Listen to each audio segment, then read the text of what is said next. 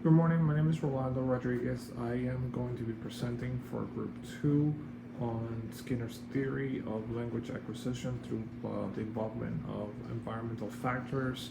In this case, I will be looking specifically at children of bilingual families and how their exposure to the second minority language is, and their learning of said language is predicated upon the exposure that said children have to the language from the parental involvement. This study looked at families of kids in Quebec, a primarily French-speaking region of Canada. The study followed a series of families in which most of the kids were spent about 71% of the time exposed to French, and between 11 and 29% of the time exposed to French. There was one exception on the study of a child that had just arrived from Germany, and the primary caregiver was German speaking. Therefore, this child was reversed, and the minority language, in fact, was French. The study sought to answer one of three questions. The first question was what percentage of the time were the children exposed to the minority language? In the case of all the children analyzed, the children were lived in households where both parents worked outside of the home, and as such, they received child care given to them primarily in French. As such, German was the minority language. The And the other part of the question is about how much time did the children spend on average receiving training from their primary caregiver. The next question that was sought to answer was whether or not children follow the theory of one parent, one child, monolithic. That has been the theory for the majority of time. The second question was, to what extent are the children's receptive vocabularies developing in parallel in both French and German?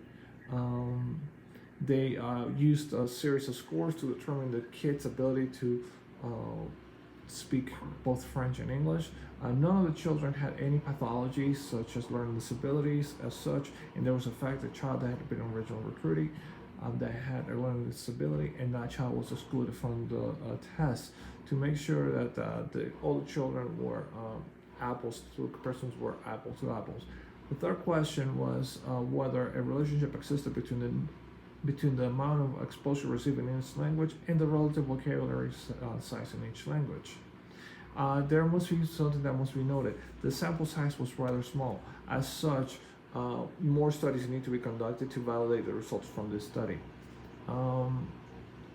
In German, let's take that because that was the minority language. There was a positive correlation. There was actually no, because the children were exposed by their parents on weekends and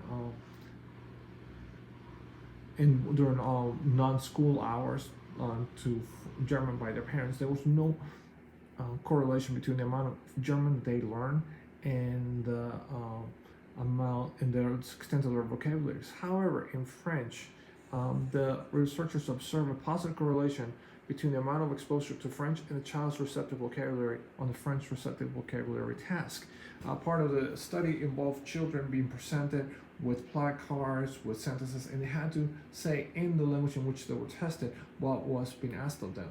What was interesting about this is that in the kids that were not exposed to French by their parents, those children tended to not develop as good of French skills as those children that were exposed to French by their parents.